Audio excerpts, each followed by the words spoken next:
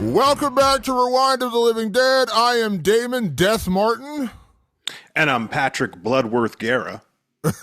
And Patrick, we are back with our Final Destination franchise review, and we have finally arrived at the newest sequel, Final Destination Bloodlines. Yes, Damon, our franchise comes to a close, at least for now, with Final Destination Bloodlines released in May of 2025, starring the likes of Gabrielle Rose and Breck Bassinger as Iris, the late, great Tony Todd as Bloodworth, Tinpo Lee as Marty Reyes, April Telek as Aunt Brenda, Alex Zahara as Uncle Howard, Anna Lore as Julia, Owen Patrick Joyner as Bobby, Richard Harmon as Eric, Raya Kilstedt as Darlene, Tio Briones as Charlie Reyes, and Caitlin Santawana as Stephanie Reyes. As you mentioned, Damon, written by Laurie Evans Taylor with story by Gary Busick and directed by Zach Lipovsky and Adam B. Stein. And Damon, I'm going to tell you right now, in keeping with tradition for the Final Destination sequels, an opening weekend worldwide of 105 million. That's a franchise record. Damon, the blood runs thick with Final Destination because that is a massive, massive opening for the Final Destination's sixth installment, Final Destination Bloodlines. I don't want to travel back in time, but the fifth episode, or our review on the fifth movie, the Final Destination Part 5, just came out a couple weeks ago. But I'm still marveling that this franchise went dormant for 14 years. Like, I'm not... In a way, I'm happy because the quality had kind of sunk down. If you listen to our reviews, they were progressively... I mean, Part 5 was better than Part 4, but we weren't exactly hitting home runs. But we know how it works with horror. They'll drive that nail into the ground until it's dead. And the fact that they just stopped making these movies for 14 years was... like, knowing how much money the fifth one made, I was like, who decided not to make another one? And they didn't. And now 14 years later, they came back, and it's pretty evident there is a real thirst, a real desire for these Final Destination movies, because 100 million on opening weekend is remarkable. Yeah, I mean, and I should note that is worldwide. That's not just that it didn't make 100 million at the box office this weekend. That would be humongous. But 51 million in the States, 51 million across the globe. Final Destination has a serious fan base. I guess I just never thought about it that way. I was like, oh yeah, those movies rake in the dough. How there's not been a sequel, because Final Destination 5, I think, landed at 180 million total haul. That's incredible. This one's are easily going to do 200 million. Easily, if not more. It's going to do a lot of money. It's going to do a lot of business. This is an absolute cash cow of a franchise, Damon. And here we are with this latest installment. And what I will say is I think a great kind of conclusion to our franchise talk. I know we'll still have our wrap-up show that'll be coming down the line. I don't know when we'll do that, but that will be coming, where we'll rank all of the movies in the series, and maybe we'll talk about our best deaths in the series and best premonitions in the series. We get to do all that fun stuff in a little while. But tonight, Damon, Final Destination Bloodlines is here. It's brand new. It's a new wrinkle into the lore. But of course, I think everybody was wondering, like, does it wrap all the other movies around? Damon, I'm going to say this right now. Kinda does, kinda integrates. I think I was talking with someone, I can't remember who exactly, but we were talking about, like, do you this a great creator on TikTok, Let's Go Fright Seeing. She's awesome, and she's new to horror. That's her whole thing, is she hasn't watched a ton of horror in her life, and here she is in her 30s and she's really getting into horror. And she asked me straight up, she was like, do I need to see the other Final Destination movies, because I haven't seen them? Do I need to see them before I see Bloodlines? I'm going to say this right now without any spoilers, Damon. I don't think you really do. And I did tell her that. I go, not really. But Damon, you are going to appreciate if you are some of the diehard Final Destination people, which I know we had a lot because we get a lot of messages about this. Everybody's like, "When are you doing Final Destination 5? Is it coming out?" Everybody was bugging. Are you going to do Bloodlines? Of course we're doing Bloodlines. We're doing a franchise breakdown. Everybody's been excited about this. For those of you who have are diehard Final Destination people, and there's a lot of you out there, this movie has Easter egg after Easter egg after Easter egg for you.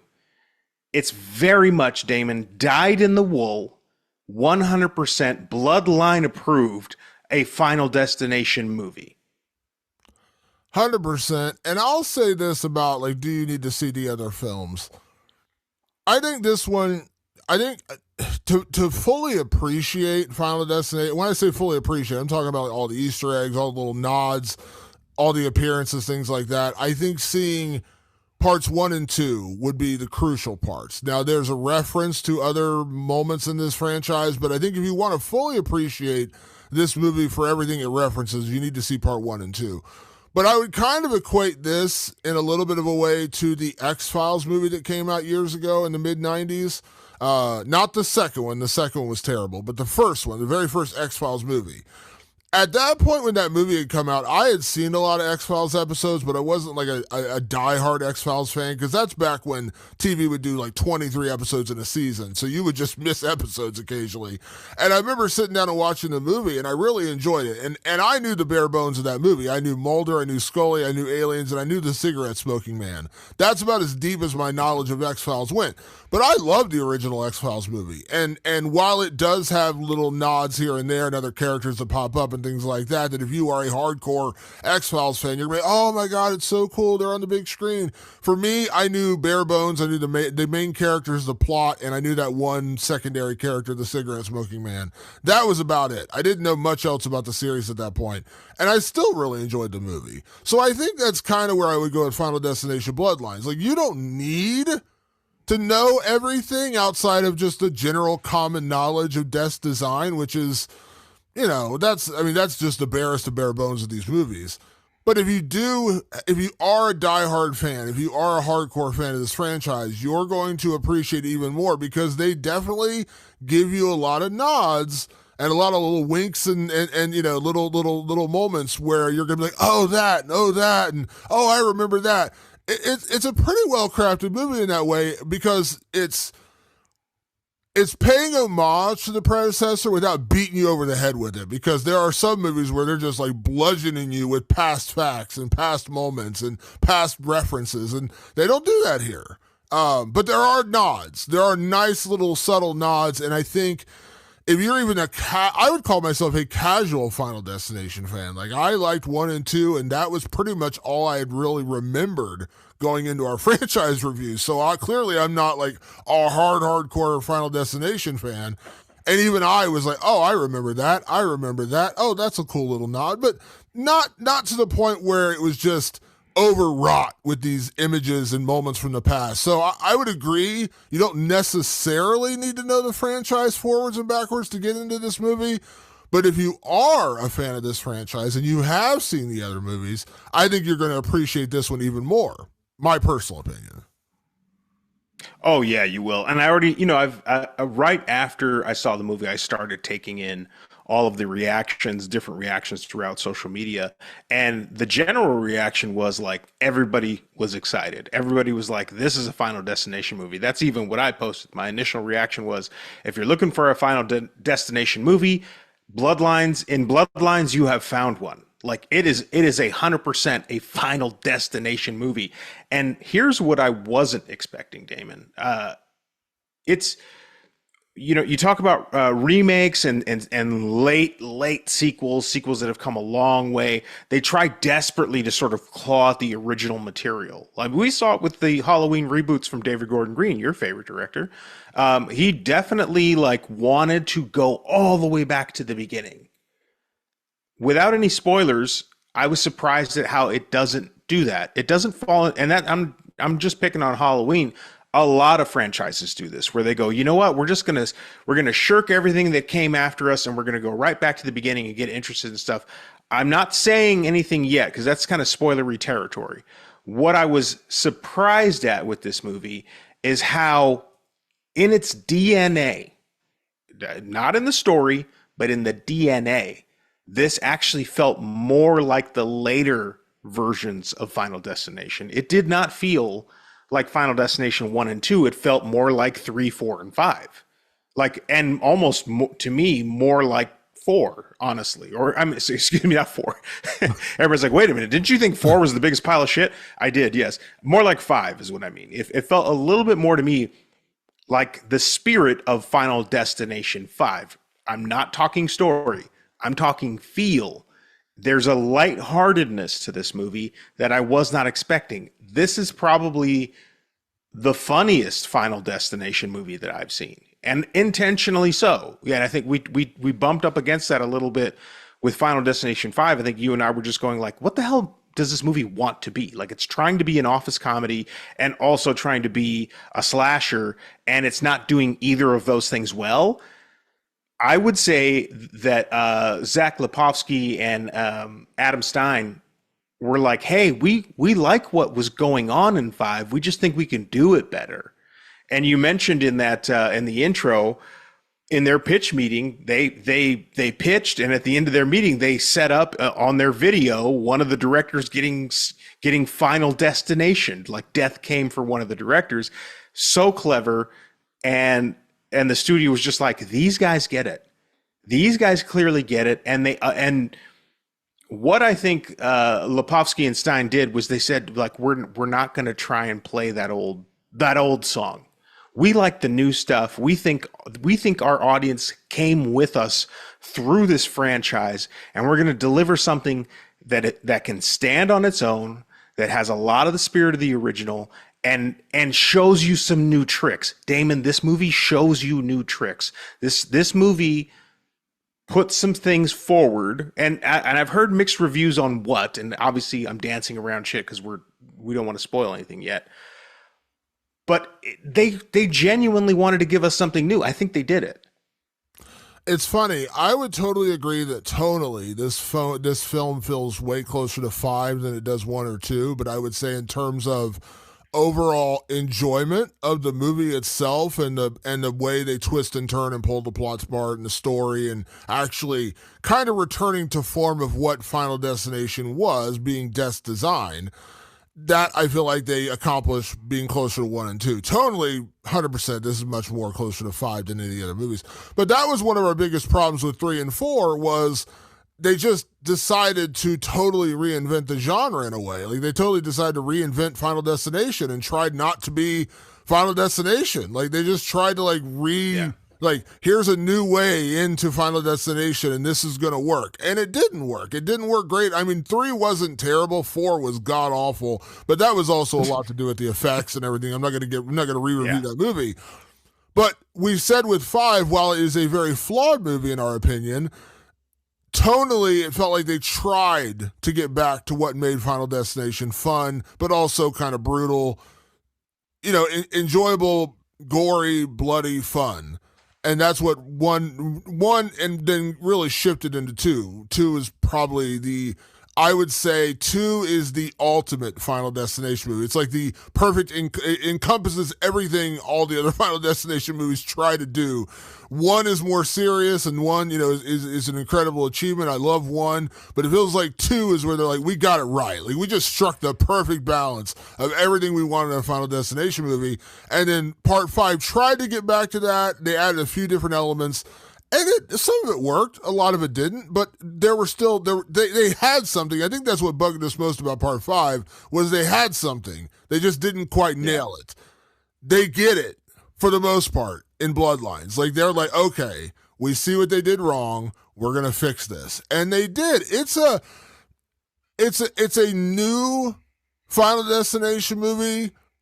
And it's a new concept, without spoilers. It is a new concept on the way in, but it's actually kind of genius. And it doesn't reinvent the wheel. I know that sounds like I'm almost counterintuitive of what it does, but it creates a new version of Final Destination, a new way into Final Destination, but also not totally reinventing the wheel. They're not giving you fucking photos that you got to decipher for your premonitions, and they're not giving you the worst effects that look like a cartoon from the 1980s, like in Part 4. Well,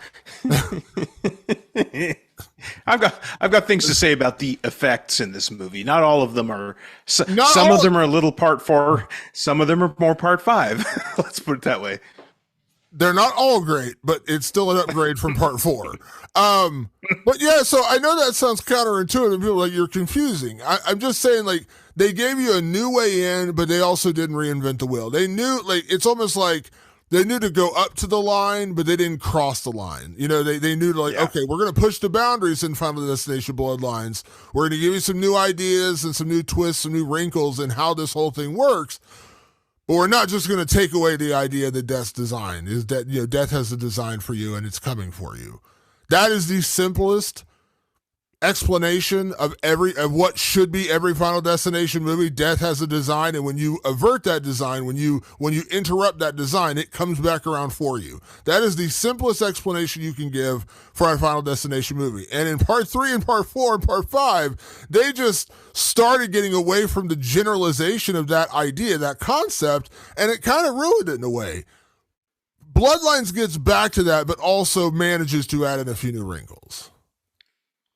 Yeah, the new wrinkle I can't wait to talk about, because I think it is, we're kind of hamstrung, because you really, when you want to talk about the character of Stephanie, you're talking about a whole new way into the idea of Final Destination. But along the way of that new idea, you're getting the gore, you're getting the kills, you're getting the premonition. You know, like the big opener. Everybody's hoping, is the opener big and bad? Oh yeah, it is, Damon. It is. It's all of those things. You're getting characters. And when I mean characters, the quotes are going up. Like, these are characters. They're goofy, but they're not Part 4 goofy, where you're just like, this is stupid. But like, man, do they know how to ride the line? Like, I was kind of impressed by that, because there are moments that I would normally go, this is too cheesy. This is too Hallmark movie. And believe me, they're right up, Damon, when I say on the line, they are right on the line. But these guys balanced it, because I think they're real fans of this franchise. I bet this was an absolute dream come true for these directors. They were like, no, we want to get it right. Like, we want to get it just perfect, because we love the whole franchise. There are people, Damon, that over the time that we've been doing this franchise breakdown, that tell me 4 is their favorite, that tell me 5 is their favorite. Which to me, those things are so far removed. We had a comment on our Spotify last week saying, "I love your podcast, but you guys are totally wrong on Part 5. That's the best Final Destination movie." And I was just like, "I'm cool. I'm glad you loved it." And that's not to say that we agree or disagree, but I appreciate that. They're like, "We love the show, but Part 5 is the best one. Like, you guys are totally wrong on that."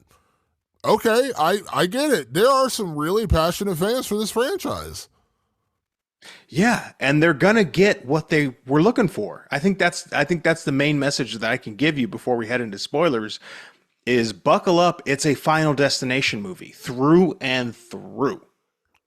Can I also, before we go to spoilers, I want to say that I feel like horror has a history of overcorrecting when it seems like people are kind of getting burnt out or tired of a certain genre of horror film. And we've talked about this with the slasher genre. It just got so overwrought in the 80s that by the end of the 80s going into the 90s, people were, it got to the point where it was pretty much like straight to the video store, total B movie, zero plot, just trying to give you a mass killer and some cool kills. And no one cared anymore. Like, they just stopped caring. And that's when you get Freddy's Dead. That's when you get Jason Goes to Hell. You get some really, really bad versions of classic slasher franchises. And it took Scream in 96 to reinvent it and got people excited about slashers again. But this is a history of horror where it feels like overcorrection always happens. There was a time when you couldn't, there was too much sex in horror movies, so they overcorrected for that. There was too much blood and gore in horror movies, so they overcorrected for that. I'm not saying that Final Destination Bloodlines exists because movies like Terrifier have suddenly become smash hit films, but it almost feels like it's okay to enjoy ultra bloody, gory, just brutal horror films. Now I know Final Destination is slightly different. You're not literally watching a person axe somebody to death, or those kind of brutal deaths like that, or watching Art the Clown chop up somebody.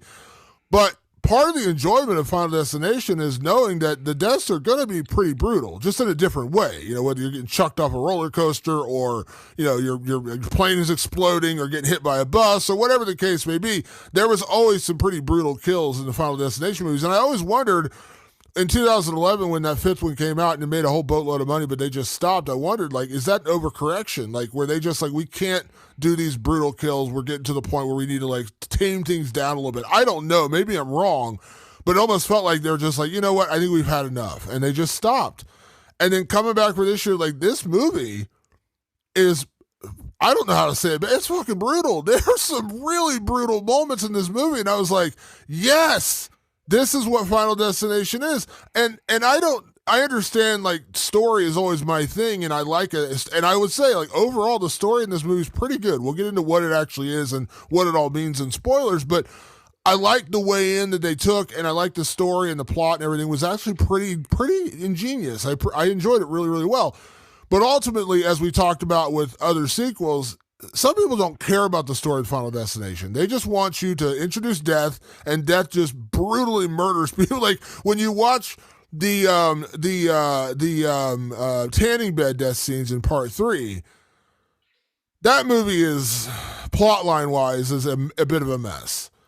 But that movie has some pretty cool kills. That tanning bed one is one that always comes up. I told you when I watched that one, my girlfriend's like, I always remember that because she went to the tanning bed. She's like, that one always messed with me. This movie is brutal, and they are not pulling punches at all, and it is gory.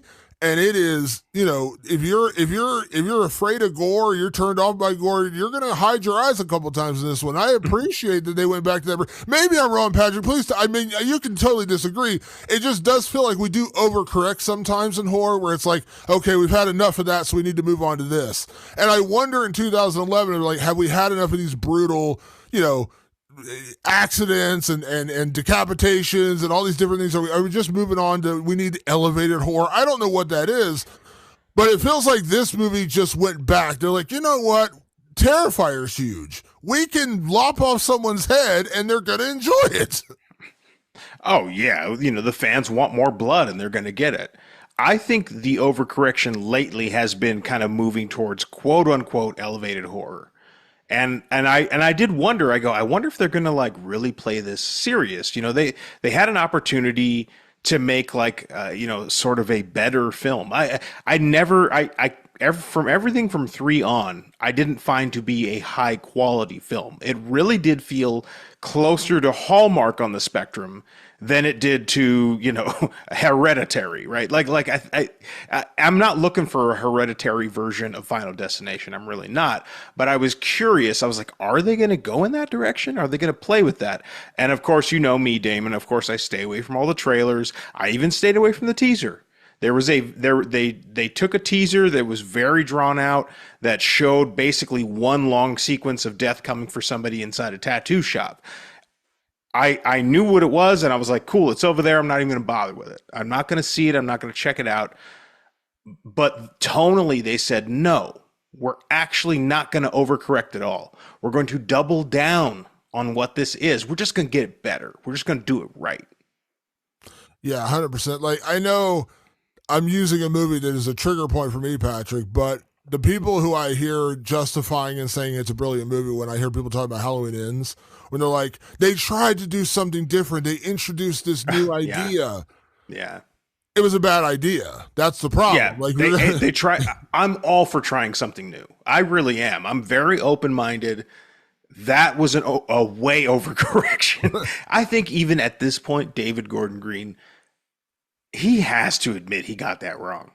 He just does. And I know, by the way, it's 50-50.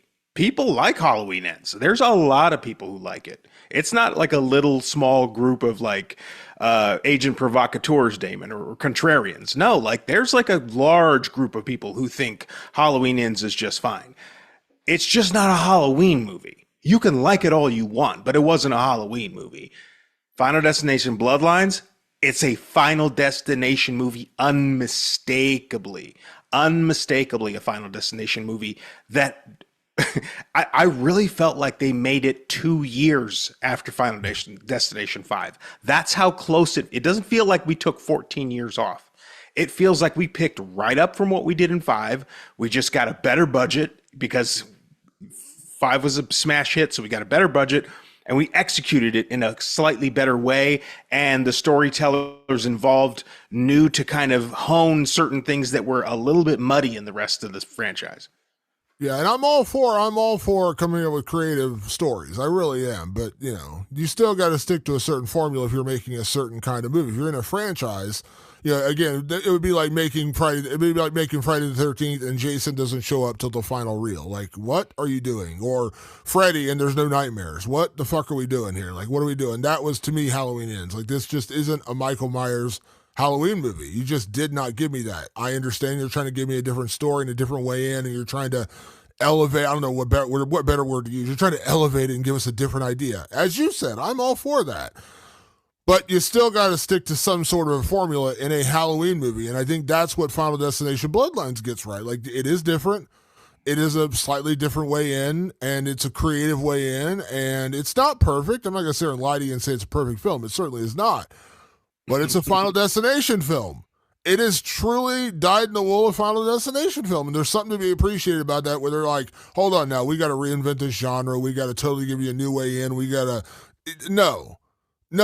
They're like, we liked part 3, part 4, part 5. We're going to give you more of that, a better version of that. Let me just say that. I'm not like, we had a lot of issues with 3, 4, and 5.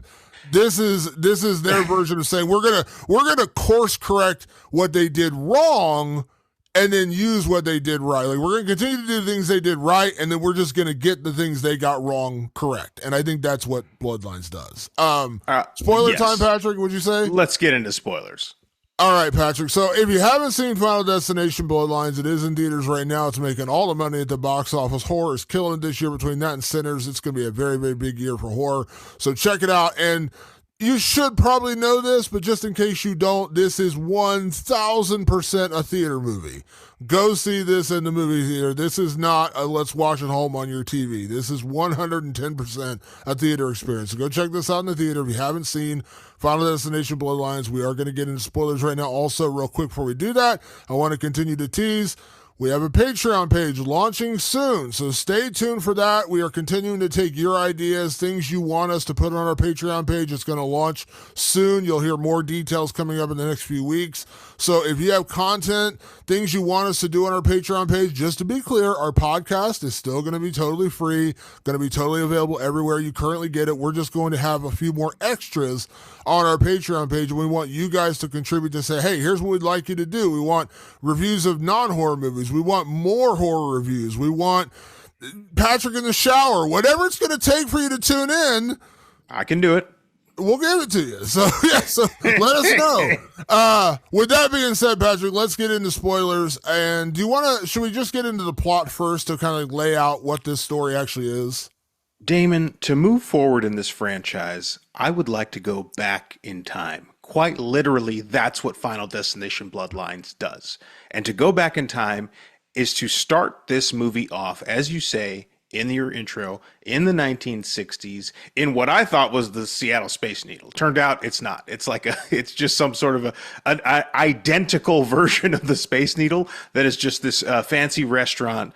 And this is where our first vision takes place. And it's very crucial to start back there. So this couple is about to, go on a very fancy evening at this restaurant at the top of this thing. What do they call that? Do you remember what they call the restaurant? I forgot. What is it called here? It is called I think it's like the Skyview. Skyview. Yes, it is the Skyview. They're at the Skyview. Thank you, Damon. It's going to drive me nuts.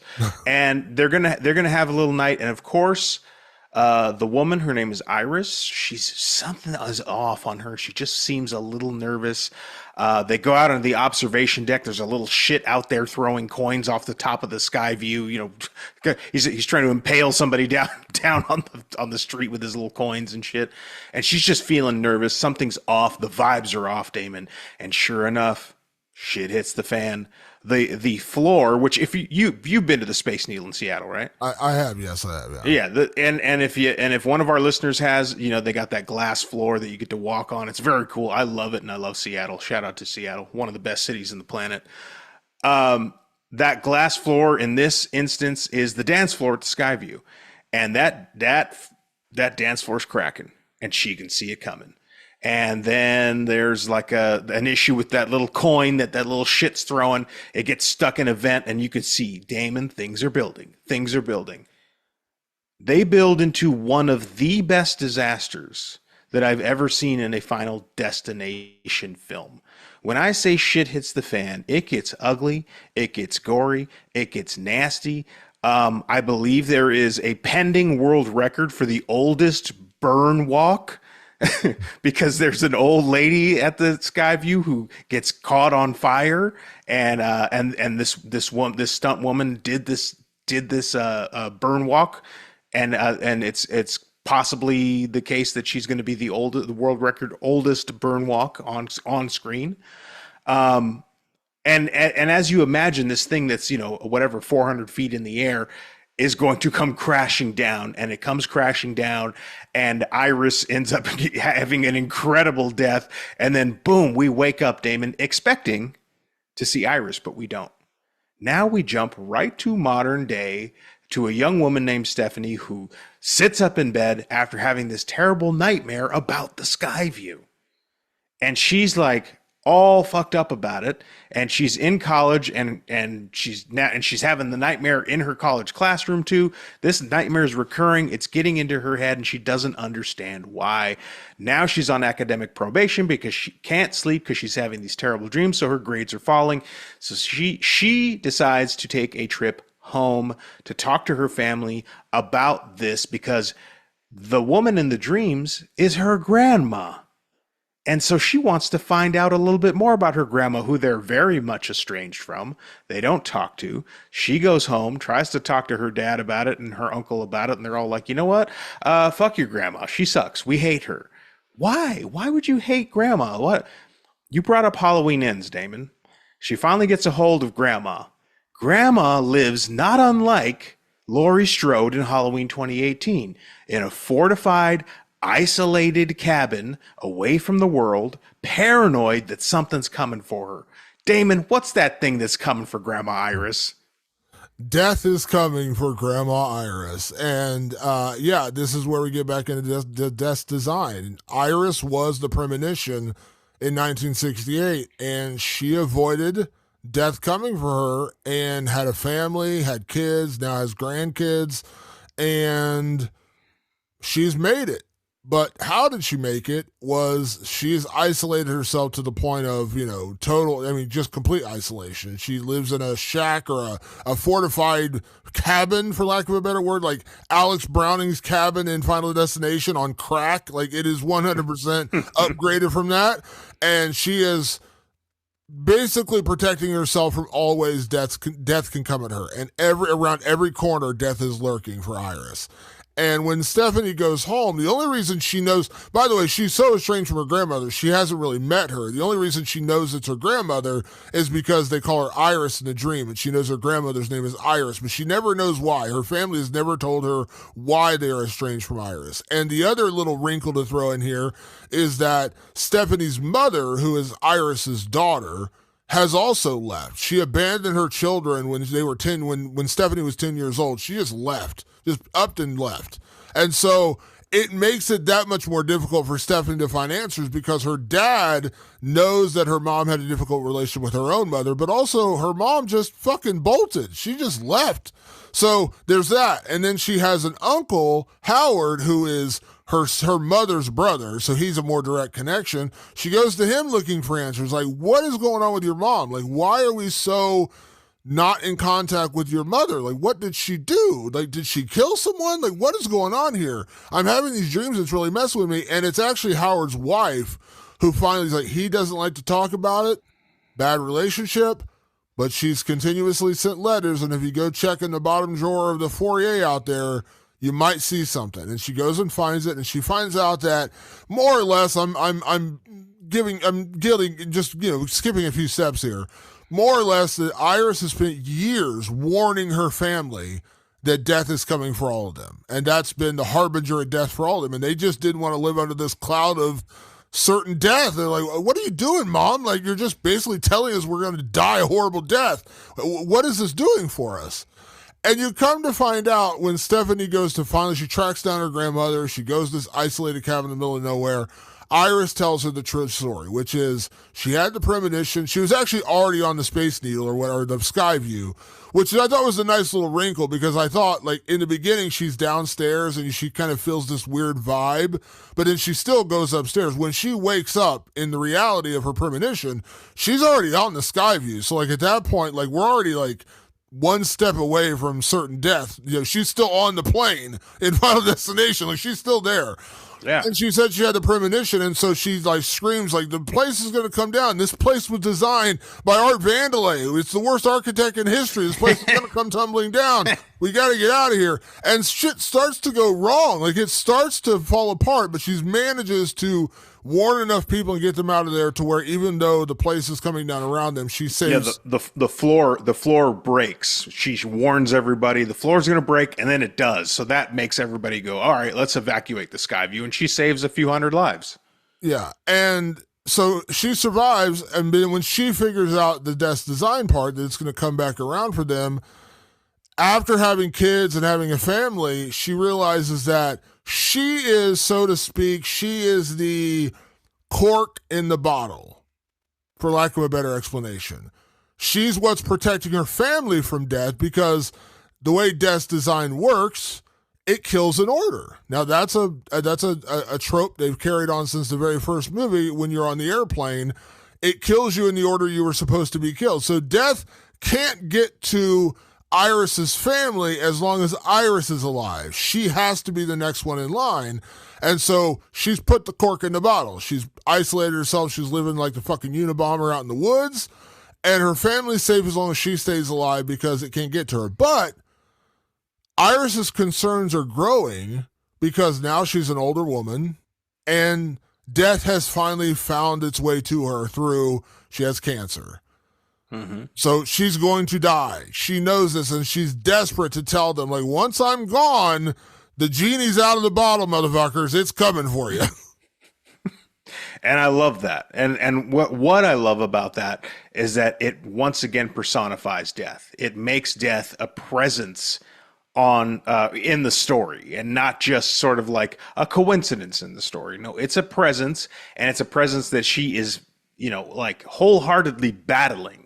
Like she literally talks to death, for better or for worse, Damon. I don't know that the idea of that is totally fine. The execution on screen is a little Final Destination 4, a little Final Destination 5. It's a bit cheesy, but that's how they do it. They wanted to find their way into that, so they did that, which I appreciate. Then Damon, as Stephanie comes to visit Iris and figure all of this out and learn from the half man, which is a very important role. Iris plays the half man in this movie. She knows all about how death works. She spent her entire life studying death's design. So now what you have in here is definitive lore, definitive ways into how this is going to work. Death comes for her. It gets her. Spoiler alert. We're in spoilers. And it's now up to Stephanie to convince everybody else in her family that death is coming for them. Now, of course, Damon, in any normal situation and in any abnormal situation, a family's going to go, "You are fucking Looney Tunes. This is not a thing. It is not real." How do you convince said family, Damon? You start slashing the fuck out of these people with death's design. And that's what happens. And then before you know it, you're going to a funeral every single week. And you can't deny it after a while. Finally, the family, and this is the new wrinkle that I actually really enjoyed in Final Destination, is that in the past, it's how do you get a group of random people or just a group of kind of loosely collated friends to get on board with something. In this instance, in Bloodlines, it's literally a family, a close-knit family. They make it very clear that Stephanie is very close with her brother and her cousins. And there's some a bit of a rift between her and her brother Charlie because she's been gone and she's been kind of distant and all that stuff. But that's neither here nor there. The fact of the matter is, at the end of the day, her dad, her brother, her cousins, and her aunt and uncle, they're all pretty tight, truth be told, and they all kind of bond at the fact that like her mom left and that their mom left. The aunt and uncle's mom left.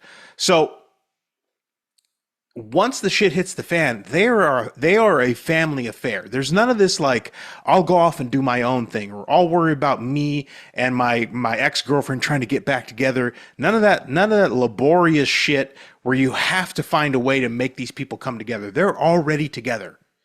And I liked that about this movie. And I don't know if everybody appreciated that, because on the flip side of that is now Stephanie has to go from 0 to 100 and become paranoid cuckoo lady.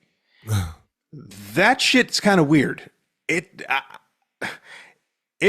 almost reminded me of The Happening, where like Mark Wahlberg is like yelling at the plants.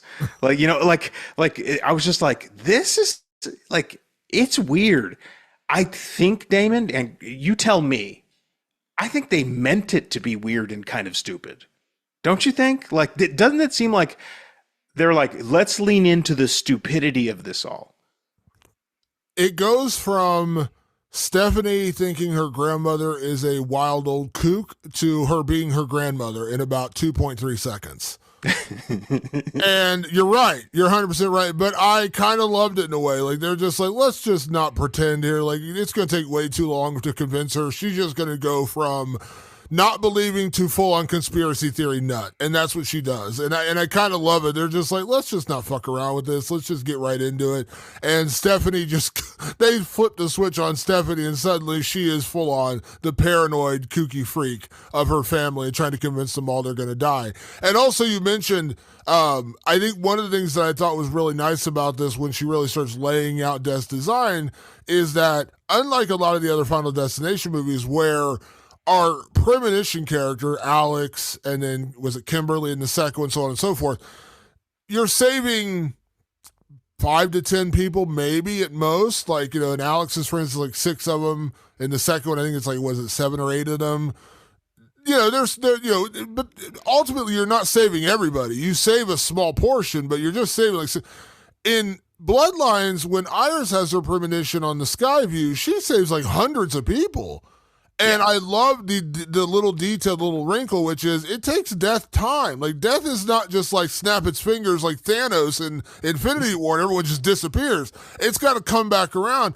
And because it takes so much time, people have families, their kids. So now it's like, fuck. Like, Death's running behind the clock. Like, Death's like, man, I'm running behind the fucking clock here. I got to work some overtime.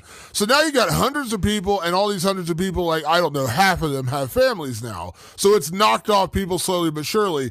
And now in 2025, I assume is when this movie's taking place, Death has a lot more, still has work to do, especially considering that Iris has stopped her family from being even victims because she's in the way. Like, she's the cork in the bottle, as I said. And so I love that they bring it back to this notion that it's not just 5 or 10 people, it's fucking hundreds of people that were saved from this disaster. And Death, as omnipresent as it may be, and we always say that, like, what Final Destination 1 and 2 got so right was Death was a Grim Reaper that you never saw, but it was there. Like, it was a presence, and it was a slasher, which is where they kind of got away from that in 3, 4, and 5, or 3 and 4 especially. This movie, they're basically saying, like, the Grim Reaper is real, Death is here, but it's also Death. Like, it's not, like I said, it's not Thanos. It doesn't just snap the fingers and everyone dies. It's got to get to all of you. So I love that it's taken this long for Death to get around. Like, I got to knock off this guy. Fuck, man, I got to knock off this guy, knock off his kid, knock off this guy. So by the time they get to Stephanie's family, it's been 30 plus years, 40 plus years or whatever, and because Stephanie's grandmother was in the way, Death is just now finding the opportunity to get to Stephanie's family. I love that little wrinkle because it does give you and present you with a different issue, which is we're not talking about 5 survivors or 6 survivors. We're talking about hundreds of survivors. hundreds of survivors, and in the instance and the focus of this movie being one family, being Iris's family. So we learn that death has to go in chronological order by people born. Because if you remember from part two, only a new life can stop death, right? So there's a lot of new lives because of what Iris did back in 1968. So it has to start way back at the part of the plan that was never supposed to be in the first place. Like, oh, you were never even supposed to be born, but the person that birthed you, I got to take care of them first, but they're being blocked by so and so. So I kind of like that. Is it a slightly bit more complicated? Does it create a little bit of a mess in your head? It does. But also, if you just turn your brain off and watch it, it works. I wasn't confused by this movie. I wasn't confused by the mechanics or by the machination of Death's design in this instance. It was pretty clear to me. I was like, oh, I get it. It's going to start knocking them off generationally. And you do get to a point where you've got the two younger cousins, Bobby and you got Bobby, Eric, and Charlie. They're the youngest. They're even younger than Stephanie. You got to figure out how to protect them, right? That becomes a priority. Like, how do we protect Bobby? You know, how do we protect Julia? We don't. She ends up fucking hitting, you know, kicking the bucket. And that becomes the race. And ultimately, interestingly enough, they want to stop at Uncle Howard's family because I believe he's the older sibling. So because he's the older sibling, they figure if we can stop it at Bobby, we can stop the train of the death rolling. So that sort of becomes the plan of the movie. I like that because I think we had an issue with it in 3 big time. And 4 and 5 were kind of muddy, which is like what is the thing? What is the goal? To me, the goal was very clear here. The goal is save Bobby and we can stop this thing from tumbling down. Without just regurgitating the entire story here, Damon, they fail at doing that. But that is the goal. Let me just I just want to throw this out there because the idea, the new wrinkle they throw in about the chronological order is different because in Death's design in the other movies, it kills you in the order it would have killed you originally, from the plane to the logging accident. But the problem in the wrinkle they throw in this movie, which I loved, I really did like this wrinkle, is that it's still going in order, but then it has to go chronologically because all the kids that were born after that were never supposed to be here to begin with. So that's why it becomes chronological. So when it's like Bill was supposed to die first, then Joe, and then Iris. I'm just making up names here. So Death has to go back and kill Bill first, and then Joe, and then Iris. That's the order it goes in because that's how they would have died in the Skyview. But now Bill has 8 kids, and Joe has 7 kids, and Iris has 2 kids. So it's got to knock off Bill, then it's got to knock off his kids who weren't supposed to be there. Then it's got to go after Joe, and then it's got to kill his kids. So I love the chronological wrinkle here because it does subvert Death's design because there is no order. Chronological is the order. And I like that little wrinkle in there because it takes time to get to everyone that was saved in the Skyview. But now because it's taken so much time, these people have families. And the only way Death has a design for them is to kill them chronologically. And I did like that little wrinkle. It was a great wrinkle. I saw people complaining about it and saying that there were plot holes and stuff. And I go, you know what? Like, I've seen way worse, honestly. And I think the one advantage of the Final Destination franchise is that the ultimate premise is always delivered on, which is death is coming for you. No matter what, no matter how you stack this, the premise or the plot, I know that the main characters in this movie are going to be chased down by death in radical and interesting ways.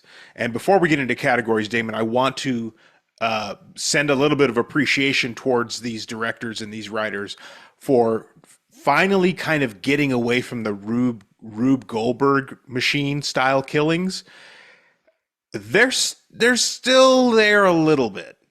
But in this instance, I think what they do very smartly with all of the kills is that there are false moments where you're like, oh, it was the Rube Goldberg leading to this part of the kill or this place where you're going to get killed.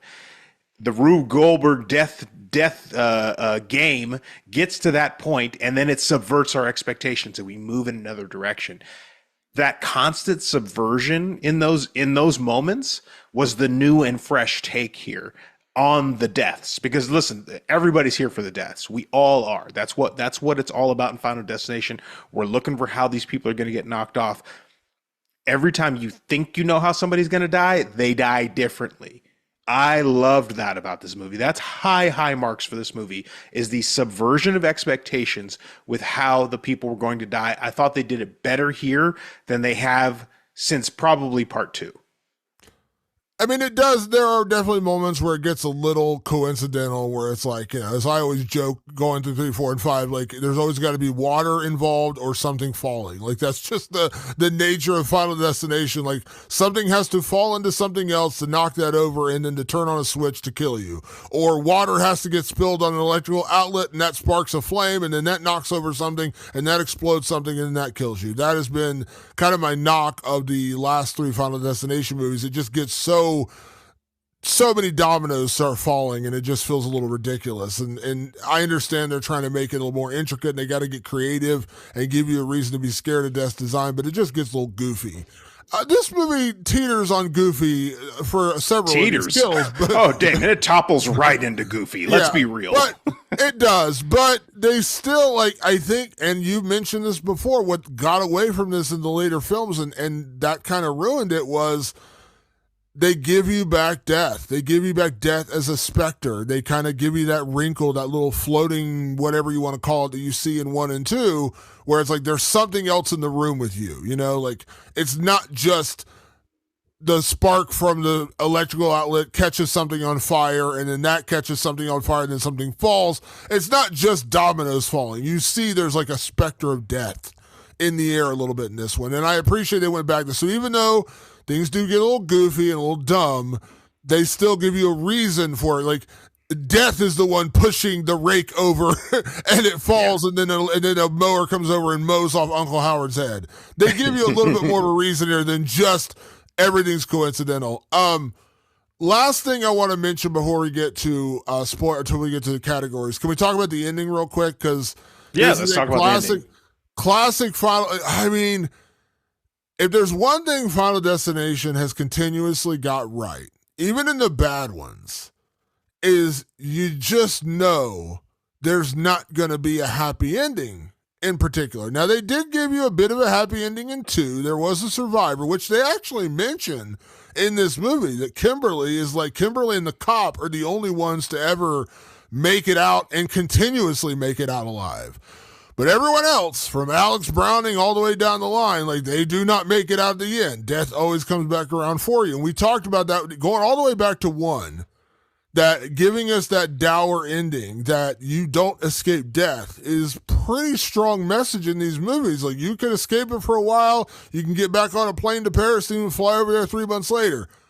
But just like in this movie, even 50 fucking years later, death is still going to come back around for you, even if you were young and not in the sky view, because your parents were in the sky view, it's going to come back around for you. The ending of this movie is when they meet Bloodworth, we're going to talk about the great Tony Todd, I'm sure. Yep, I got a section for that. Tony Todd gives them the 2 ways to avert death, which is you can kill someone, which is a part 5 thing, which was suddenly introduced. We were like, where did this come from? You can kill someone and you get the time they had left on Earth, or you can die, which is what happened to Kimberly in part 2, and you can avert death that way. Okay, so now we have our 2 ways of getting out of here. Well, they don't want to kill anyone. They don't go down the path of fucking serial killer guy from part 5 where he just starts offing people left and right and taking all their time, apparently. In this movie, they're like, well, we got to die. How do we die? It goes back to the Kimberly aspect, which is like she drowned or whatever. So they're like, we got to die. And they try to set up, doesn't work. And then in the end, Kimberly ends up getting caught and drowning, and her brother saves her. And they're like, we did it. Like, we didn't do it the way we thought we were going to do it, but we did it. You've been saved, and we made it out. Death has been averted. So now Charlie and Stephanie, we're good. And then she goes back, and her brother's going to prom. She goes to visit her brother, and they're all together. And while they're there, the father of Charlie's date, who is Dr. Reddick, by the way, nice nod to original creator Jeffrey Reddick. Hey, Jeffy. Says, they say, "Oh no, Stephanie, you didn't die. You lost consciousness because you were drowning, but your brother just said you never died. Like your heart didn't stop beating." And she's like, "Oh shit!" And then here come the dominoes falling again, and a train derails off a Penny getting stuck in the tracks, which is the same Penny that's been like causing shit for years now. Fuck you, Penny. And the train derails. It comes flying into their neighborhood, and Stephanie realizes a little too late. She grabs Charlie. They try to run, and then in a great homage to part 2, logs from the train go flying and smash and just absolutely destroy Stephanie and Charlie, and they die in the end. And it's very much an homage to part 2, which is everyone's favorite opening scene with the log deaths, and Stephanie and Charlie bite it at the end. Yeah, I loved that. It was silly. It was over the top. It was a classic homage, with the logs. The log is the most famous death in the entire thing. It transcends the entire franchise. So it was a way to bring all that back and going like, hey, if you're new to the franchise but you already know the log death, we're going to give it to you in this movie. So I appreciated that. And I appreciated the sticking to the formula. Like it's like going up against the xenomorphs and aliens. Chances are you're going to get fucking killed. When you're going up against death, there's no mistakes. There's no escaping it. It's going to get you. And did you see the marketing for this movie? They actually had log trucks going down the highway, yes. And it said like people like talk about traumatizing a generation of people. Like you're actually driving down the highway with a log truck that says "Go see Final Destination Bloodlines." How quickly are you switching lanes, and getting the fuck away from that truck? No shit. Great stuff. Patrick, let's get into some categories. We're going to kick things off as we do each and every week here with best performance. So when it comes down to Final Destination Bloodlines, who gets your best performance? My best performance goes to Richard Harmon, who plays Eric, Stephanie's cousin. Now, Damon, Final Destination as a franchise has a history of treating alt characters. We've talked about this a couple times now. If you got tattoos and eyeliner and you wear black for some reason in these movies, you're a pile of shit. I don't know why they do that and why they've done that. They keep tradition, but this time around, they make that character front and center, interesting and funny. Okay, and that is the character of Eric, played by Richard Harmon. Damon, for a second there while I was watching this character, he's so over the top and silly. I was like, he belongs in a 1996 movie. And it almost took me out of the movie, but then I said, you know what? I'm going to embrace this. They are clearly leaning into this style of character. And he was essentially like Bam Margera from Viva La Bam or something. Like he was so obnoxious and goofy and smarmy and a smartass and had all these like one-liners. And he really was the comic relief of the movie. I think he was the funniest part of the movie. And so I thought to myself, you know what? I'm going to give it to Richard Harmon because I think without him in this movie, you'd have a bunch of people, yelling at lawn tools as opposed to him going like, why are you yelling at a lawn tool? Like he was there to sort of, take the piss out of the seriousness of the movie, and it totally worked. And you know what I loved about that character, actually, is because even though he was kind of the dick and kind of the comic relief, he was actually weirdly a caring brother. Like they actually made him like an actual, like he loved his family. And they didn't just make him a totally rebellious dick to where he's like, I don't care about my brothers and sisters, let him die. That's the typical goth character you think they would create. Like, I don't care about my goody two-shoes brother and sister, fuck them. Because that's the way you just generally would think they're going to be written. No, he actually loves his family deeply, even though he's like the piercer and the kind of the outcast and the goth kid, whatever you want to say. He still very much loves his family, and I like that wrinkle because the other version of that is the guy who's just like, I don't care, and I'm goth and I'm against the world and I need to be antisocial and get away from me. No. They actually make him where he actually cares about his family. I appreciated that. Like, they didn't just make him a one-note comic relief dickhead. They didn't do that to him, so I appreciated that. So, Patrick, I'm just going to start us off and just get into this right now and say my best performance, for as limited as it was great for one last time to see none other than Tony Todd. Tony Todd is the heart of these movies. We know that from going back to part 1 and part 2, and we said not having in part 3, part 4, in part 4 really did hurt those films. Like, it just felt not Final Destination-y without Bloodworth. Mm-hmm. And I read a lot of comments and a lot of interviews and a lot of tributes to Tony Todd leading after this movie. And, you know, when they cast him and they brought him in, they knew he was sick. They knew he wasn't well. And you can watch in this movie and you can tell that. But it's still Tony Todd. And it's, for all the iconic Tony Todd performances, you know, Candyman, of course, always comes to mind. I always loved him in The Rock. I loved him in The Rock. I love that movie with Sean Connery. Great Night of the Living Dead. Oh my God. Night of the Living Dead remake's fantastic. Tom Savini did an incredible job with the remake. He's just awesome. I love Tony Todd and everything he's done. He's just an incredible actor. And in Hatchet, and just every time he appears on screen, you're just like, this guy gets it. He's awesome.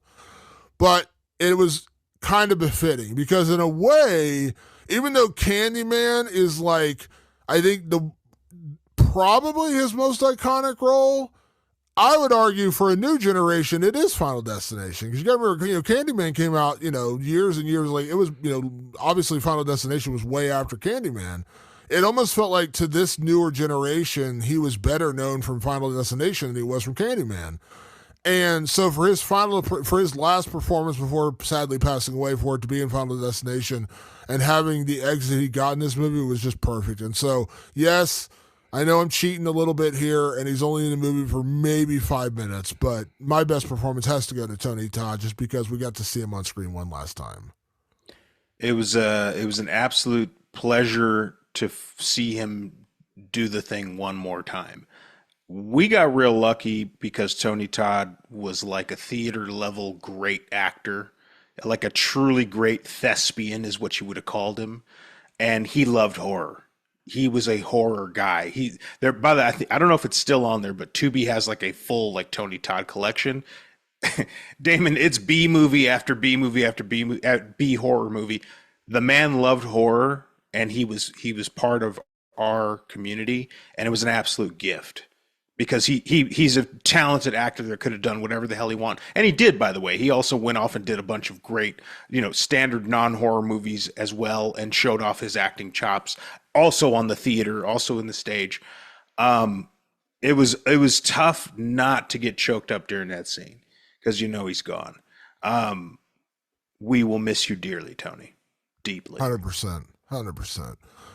Let's talk next about MVP. Patrick, our Ken Foray Banana Hammock MVP award handed out after great character actor Ken Foray from the movie From Beyond when he jumps down a flight of stairs and into a basement to kill a creature wearing nothing more than a thong bikini. If that's not an MVP performance, I don't know what is. So, Patrick, when it comes to Final Destination Bloodlines, who gets your MVP? Damon, I have got to give it to the men who had one of the most creative pitch meetings of their entire lives, directors Zach Lipovsky and Adam B. Stein. They love this franchise more than anybody I know. This is a full-blown Final Destination movie, and what they did, and we talked about Richard Harmon, who plays the goth kid. They knew. They were like, every Final Destination movie has some sort of goth alt character in it. We need that in this movie. It's an element that you cannot have, that you cannot go without. But they said, how do we make it better? And it felt like they did that across the board with everything they did in this movie. They go, in Final Destination movies, you have to have A, B, C, D, and E. They made sure all those things were in there. They just made them better. Even if it was like, hey, we need comedy that doesn't quite fit, they still made it better. I love that they were such students of this franchise that they said, it all has to be in there. It all has to be goofy. It all has to, there has to be a B horror movie element to this movie, but we'll make it the best version of it possible, the best theater going experience possible. I was not in a terribly crowded theater. I was in London actually when I watched it in the middle of the day, and so there was only a handful of people in there, and it was like on a Wednesday. I don't know why they had it early in England, but all the people in that theater were reacting. I can't imagine what it was like on a packed Friday night when everybody was watching this, making it $100 million across the globe. I bet those Friday and Saturday night showings were absolutely off the chain because they made a theater going experience that was fun, interesting, exciting, and subversive at every single level. You got to give it to these guys. And also, I want to mention, like, I love when people get away into horror that isn't traditional. Like, don't get me wrong, I love that you get filmmakers like Eli Roth who are just dyed in the wool, born and bred horror lovers, and that's what they always want to do. But I love, we talked about, a couple years ago, the Philippou brothers who have a new movie coming out very shortly that we're going to review called Bring Her Back. They were influencers. They were, online creators and comedy and prank creators, and they did YouTube channels. They were of that era, and they decided to make a freaking horror movie called Talk to Me, which was our #1 horror film of that year. I know, David Gordon Green, but I talk about his writing partner, Danny McBride, who is one of the funniest men on earth. I mean, literally, Danny McBride has a direct line to my funny bone. That man cannot be anything but hilarious.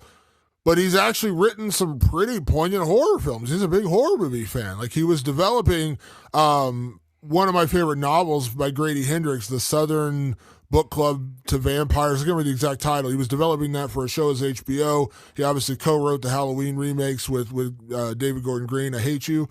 But... But these guys, my point is, these guys, like, they were kids creators. I think their biggest claim to fame before this was they made the Kim Possible movie for Nickelodeon. Like, what a way in to go from Nickelodeon movies to this. I love it. I love that there's no traditional route. If you are a horror fan, you can go out and make Kim Possible the movie, and then you can come in and make Final Destination Bloodlines. And they did, Damon. They really made a Final Destination movie. They did. So my MVP kind of plays into that. Now, I remember when this movie first got announced and everyone got excited. They're reviving Final Destination. You remember this, everyone got a buzz about this. Oh my God, they're doing it. And I think a big part of the reason why this movie happened, he got credited for the original story and he was an executive producer, but he wasn't involved in every step of the way. But I truly believe without this guy, I don't know that we get this movie, and that is John Watts, who, of course, became very, very famous for directing Spider-Man, Homecoming Spider-Man. What was the second one called? Far From Home. Far From Home and then Homecoming. Billions of dollars he's made for Marvel, and he was supposed to direct a Fantastic Four movie, dropped out of that. But he has a horror history. He directed a movie called Clown from like 2014. That was his debut. Really, really underrated, good horror film. Our friend Sid, Horror Chronicles, actually did a review on it, and I was like, "Ooh, I need to see this." And I watched it. It's great, really good movie. That was like his directorial debut. So he has a history in horror, but then he went on to become the Spider-Man director. And I truly believe him saying, you know what? I want to see another Final Destination movie. I have an idea. I don't know that this gets made otherwise, because at that point, he's printing money at the box office for Marvel. I think someone at Warner Brothers said, we should listen to this guy. We want to be in business with John Watts. I don't know with absolute certainty this wouldn't have happened without him, but just judging by every article, every interview, everything I've read about this movie, he was the spark that lit the flame. And so my MVP is John Watts, because I just don't know if we even get here without him saying, I love Final Destination and I got an idea. I just don't know that this happens otherwise. I'm inclined to agree with you on this. Obviously, if you look at everybody on this slate in terms of the producing teams, John Watts has the biggest stank on his hang low, for lack of a better phrase. Okay, like, he's just a guy out there in Hollywood making money, making moves. And boy, I think anybody in that situation where they're like, I can kind of move the needle if I want to. And he clearly loved Final Destination. He clearly had a way in to another movie. And he looks at the books and goes, I'm sorry, these things made shit tons of money. Like, there's basically no fall off to this franchise at all. I have a way back in. You think if he knocks on Warner Brothers' door and goes, hey, I have an idea for a very successful franchise that you already have that is just laying dormant. Are you interested? They open the door. It's John Watts. They're going to open the door. So I'm inclined to agree with you that it's probably the reason we've got it right now is probably because John Watts said, I'd like to see another one made. Yeah. And that's the power it takes, and that's why you hope more people continue to champion horror, because that's how we get here. And that's why, like, you don't have to love every horror movie that comes out, but you got to appreciate when guys like John Watts get involved, or a guy like Jordan Peele becomes huge with horror and just wants to make horror movies. Like, Jordan Peele is a brilliant filmmaker. He could probably make he's very well known for comedies, but he wants to make horror. You gotta appreciate Damon, Ryan Coogler. Ryan Coogler is exactly what I was about to say. Like, big Marvel man out there making the big money moves, and just said, I'd like to do an original horror. Warner Brothers wasn't stupid. They said, the door's wide open, Ryan. Please make us $500 million. Yeah, here's your blank check, and here, go make your movie. And then everyone's like, oh, it costs like $90 million to make. They're never going to make it back. $500 million later, he's like, you sure about that? You sure about that? Let's go on to our next category, Patrick, and let's talk about best death. This is everybody's favorite category for Final Destination. And to their credit, there are some pretty gnarly deaths in this movie. But Patrick, what gets your award for the best death in Final Destination Bloodlines? Damon, I alluded to it earlier that there was eventually a goal was set into motion, which was, if we protect, I forgot his name. If we protect Bobby, we can stop this thing from happening. We can stop the dominoes falling. So we need to protect young Bobby. So they decide to go to the hospital to, just be near life-saving equipment. Him and his brother, Eric, decide, fuck this shit. Fuck this noise. What we're going to do is we're going to do what Bloodworth said. We're going to kill you, Bobby, and then we're going to bring you back. That's what we're going to do. By the way, Eric is the older brother, but they find out that he's not part of the bloodline, so we don't have to worry about Eric, in a rather funny scene. But Eric is kind of the hothead goth guy, and he's just like, I'm not going to wait around and try and, and just see that you don't die in this hospital. We can stop the damn thing right here. All we got to do is give you some peanuts, because you're deathly allergic to peanuts, and then you'll die, and then I'll have a doctor rush in and revive you, and we'll be all good. We'll fix it. Bravo. Easy enough. It starts this big sequence, and that is long and drawn out, but interesting and subversive and constantly changing directions on you. None of that obviously goes to plan very well. They end up in a terrible MRI machine accident that is way over the top, Damon, like too over the top even for me. And Eric gets completely mangled by the MRI machine, and you think it's all done, and you're like, oh, Eric died. Okay, that wasn't part of the plan. Damn. Out of the vending machine comes one of those coils that spins and drops the thing. It breaks through and flies off and hits Bobby right in the middle of the forehead, and proceeds to corkscrew and just Damon, I don't know, like meat grinder, eviscerate this guy's skull. It's a hell of a damn gory ass kill at the end of a very long, interesting, and funny sequence. You get this death that is just almost impossibly crazy. It is. It's a great sequence, and it is drawn out, and much like other Final Destination movies, you kind of figure, you're like, I got it. I know what they're going to do. And then they do subvert it. And they're like, no, this isn't going to happen. This isn't going to happen. But a corkscrew from a fucking vending machine is going to drill its way through Bobby's head. That's how he's going to die. It's a pretty genius way. Now, I got to be honest, Patrick, the log death at the end with Stephanie and Charlie both getting smashed is pretty cool. Uncle Howard getting lawnmowered to death is a pretty cool death. That. Those are always fun. But the one you said is the most ridiculous is the one I picked as my best death, because it was so ridiculous. It felt so Final Destination-y when Eric gets sucked into the MRI machine because he has piercings. Now, as a heavily tattooed person myself, I was never hugely into piercings. I had a couple facial piercings. I still got my gauged ears right now, but you'll notice these are rubber gauged ears. I do not have metal. Yeah, you're safe. Rubber.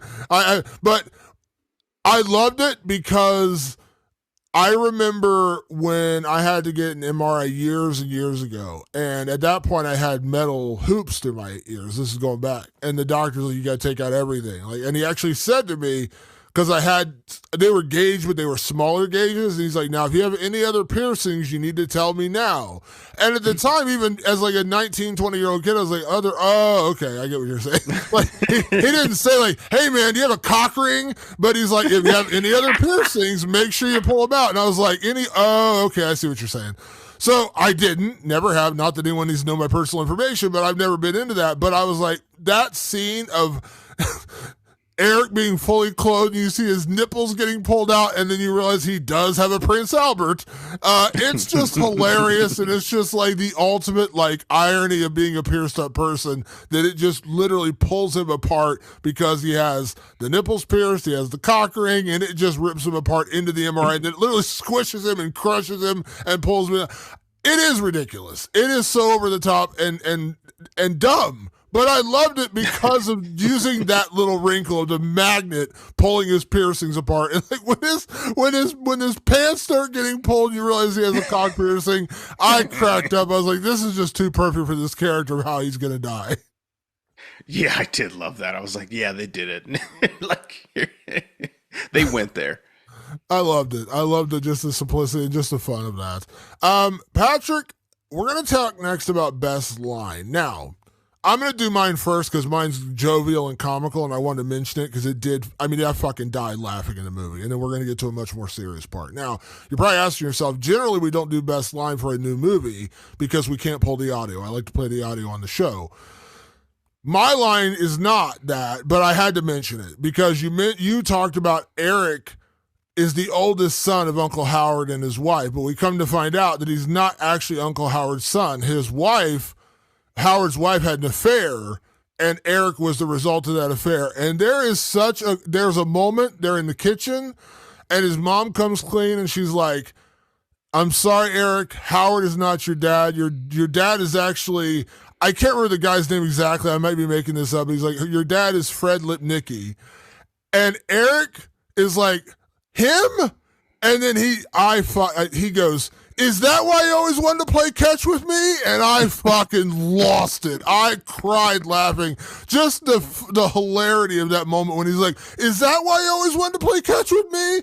I just fucking died. I was like, what a brilliant line. What a great line. So that line cracked me up. But the real best line we're going to set up, because we do have audio, is your best line, Patrick. Damon, it goes to the aforementioned late, great Tony Todd. Bloodworth returns in this movie, and by the way, we didn't even really talk about the fact that Bloodworth's role is clearly defined, and we will get into that a little bit more in the next category. Bloodworth's role is clearly defined in this movie, but what do characters do when they come across Bloodworth? They need to learn how it all works. Bloodworth gives them the tools, which you mentioned earlier, which is you either need to take a life or you need to die and then come back. So he gives them the clear rules. They go off on their own and do them. And then Damon, Tony Todd is given, he gives a final speech. And it turns out that the directors and writer were very smart in saying, Tony, because they knew where he was in his life. They knew that he was near the end, that he was very sick. They said, Tony, we'd like you to write these final lines. We're not going to write them for you. You know death is coming for you, essentially. I don't know that they said that directly, but they knew his time was limited, and they go, what can I possibly write that Tony, as a very skilled artist, doesn't clearly understand in his life right now? Listen closely, guys. The clip is not perfect. You're not going to be able to hear it very clearly. So if you're in your car, roll up your windows or something so you can hear it very clearly. The final lines from the great Tony Todd, from his very own mind, I thought they were very beautiful, very apropos, very emotional. For years, people have been coming to me for advice. Well, I'm tired. I'm done with all that. And now I'm sick just like Iris. There's no running this time. Fact is, you're all gonna die. And after that, I will too. Now that my old friend is gone, I'm retiring. So what? You're just gonna leave us here? Dude, we need your help. Where are you going? I intend to enjoy the time I have left. And I suggest you do the same. Life is precious. Enjoy every single second. You never know when.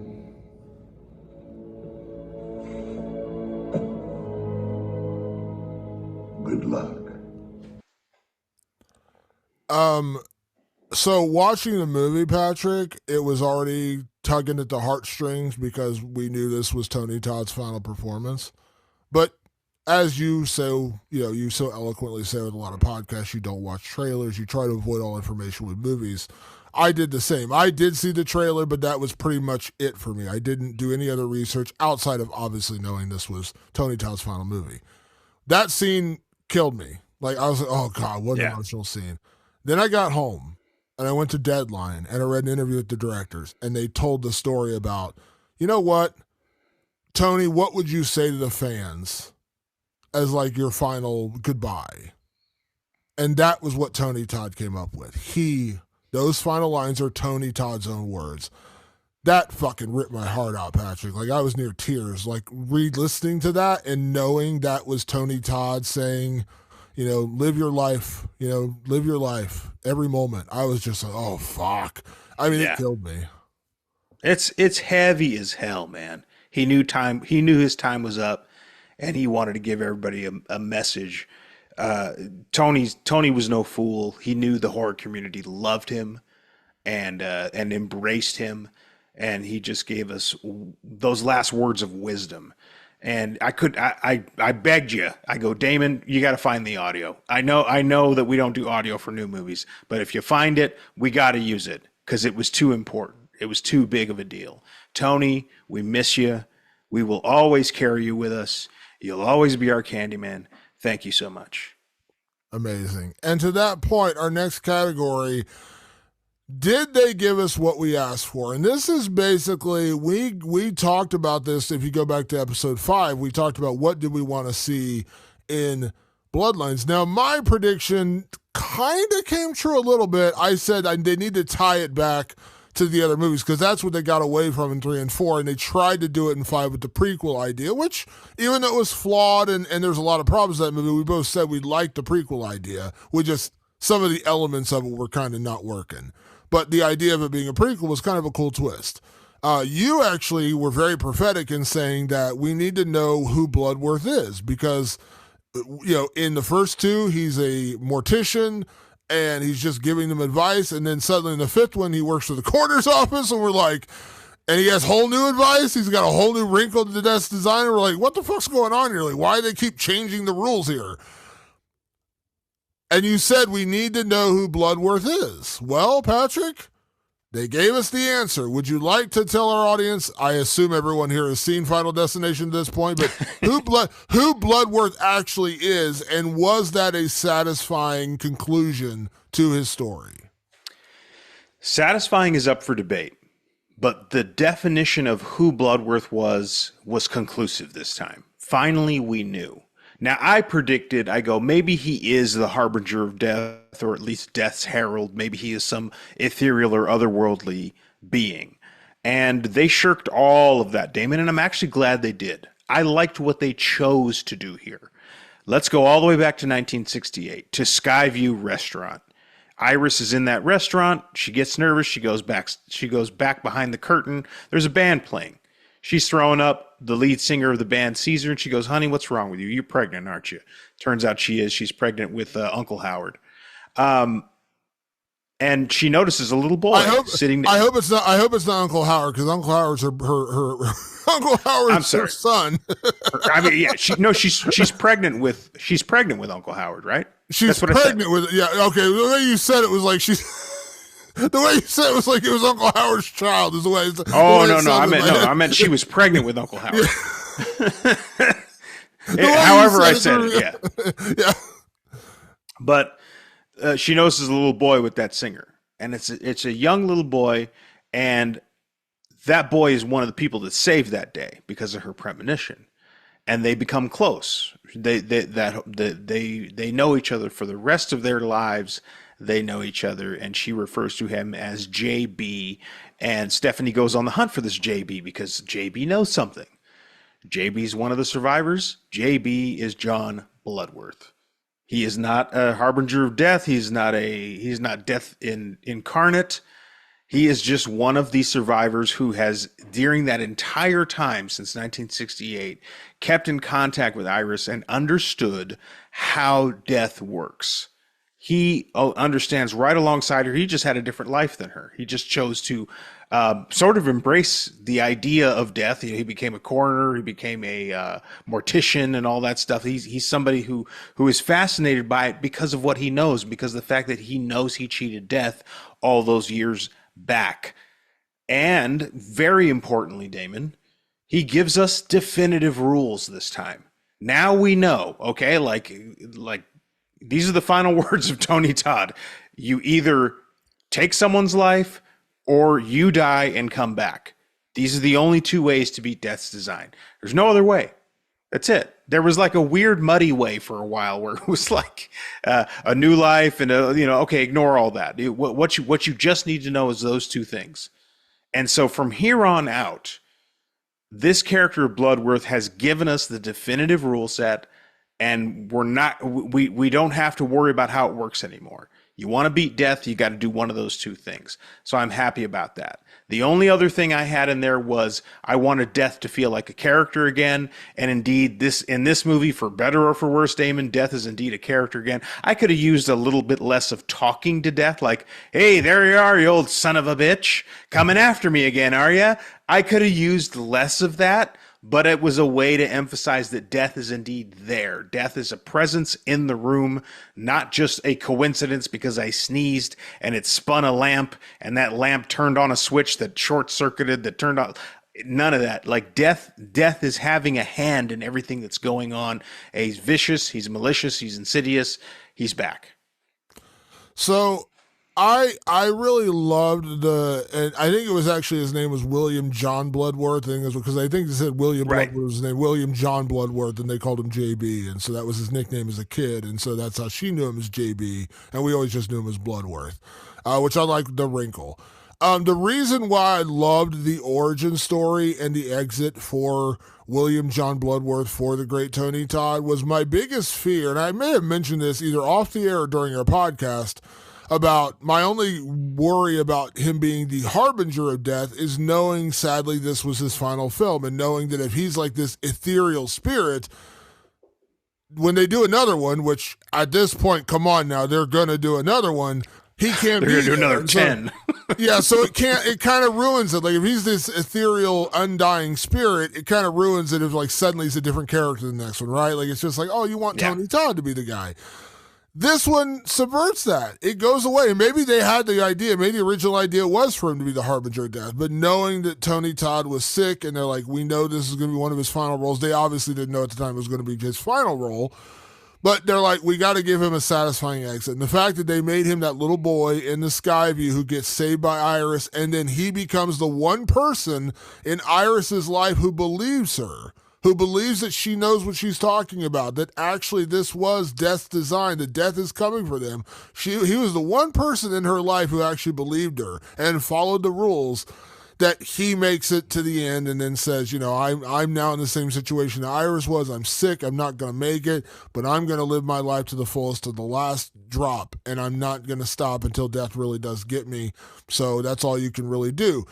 Do they give you definitive rules? Does it totally make sense? Because the first one is just like, you have to skip, it's going to skip you and then it saves you. And then suddenly it's if you give a new life, and yeah, they do finally give you like a definitive answer, how they got to that answer versus what he told Alex in the first one and what he told Kimberly in the second one.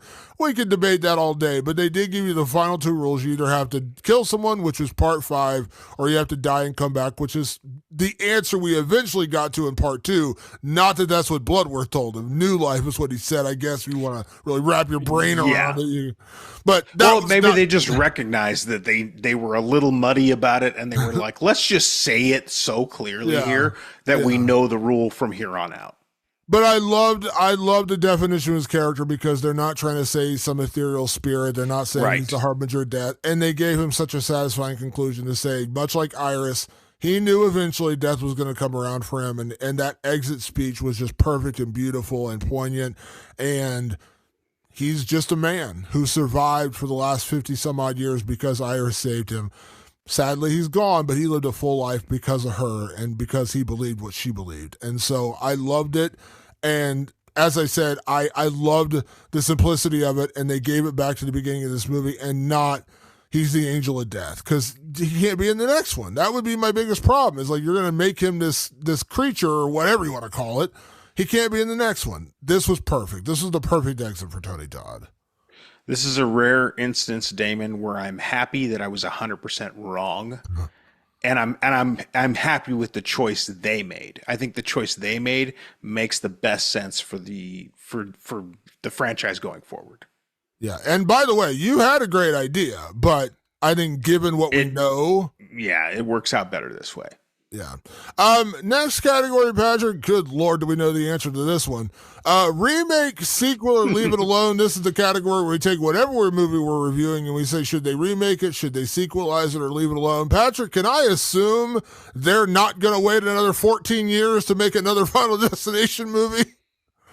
Yeah, I got 151 million reasons why it's going to be a sequel, probably sooner than later. The fans have spoken, Damon. This is a franchise that needs to keep on churning. How long that train will run, I have no idea, but it's clearly not slowing down anytime soon. But eventually a penny will stick itself in the rail and it will go right off the tracks and all over somebody's face. But for now, the train is going to keep running. I have a feeling within 2 to 3 years, there will be another Final Destination movie. Here's why I'm actually a little more excited for the sequel now, because I think studios have figured out in the 2020s, particularly, that if you get a hit and you find a franchise that works, invest in that franchise and bring back the people who made it great. Like when you see Smile that came out, and Parker Finn was this unknown filmmaker who no one had heard of, and then Smile became this smash hit that wasn't even supposed to go in theaters originally. When they decided to order Smile 2, what did they do? The first call they made was to Parker Finn saying, you got to come back. We want you to make this movie. Do you have an idea? And he said, I do have an idea. And then Smile 2 came out. And in a lot of ways, I know some people are going to disagree. I like Smile 2 better than Smile 1. I love Smile 2. I have a feeling, I don't know for sure if Zach Lipovsky and Adam Stein are going to come back to direct, but I have a feeling that they're going to keep John Watts involved. They're going to keep Guy Busick involved. They're going to keep, what was the other writer's name?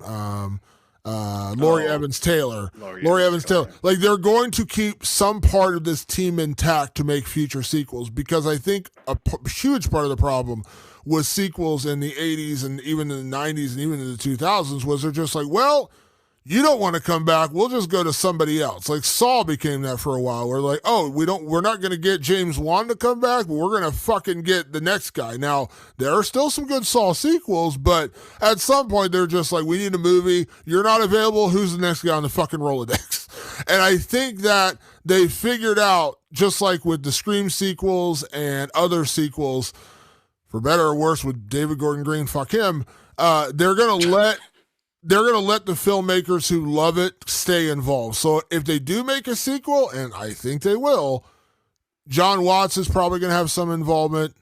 Adam Stein and Zach Lipovsky will probably have some involvement. And I have to imagine Guy Busick and Laurie Evans Taylor. Like, I think they're going to try to keep the creative team intact because they have an idea that works, which I appreciate. And I think that's the key, to not just dumb it down and say, oh, you don't want to come back? Well, we're going to cut the budget in half and we're going to give this guy or this girl some money to make it because they kind of have an idea. I think studios are smart enough to realize that just doesn't work long term.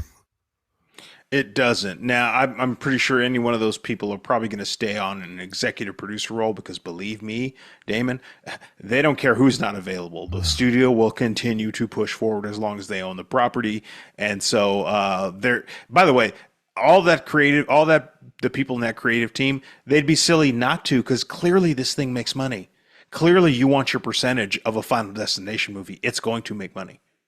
Yeah, 100%. Next category, can we cheat desk design? This is our version of can we survive this horror film? So, Patrick, When it comes to Final Destination Bloodlines, you have a much bigger, deeper family than I have, because many of my family members have already met Death's Design.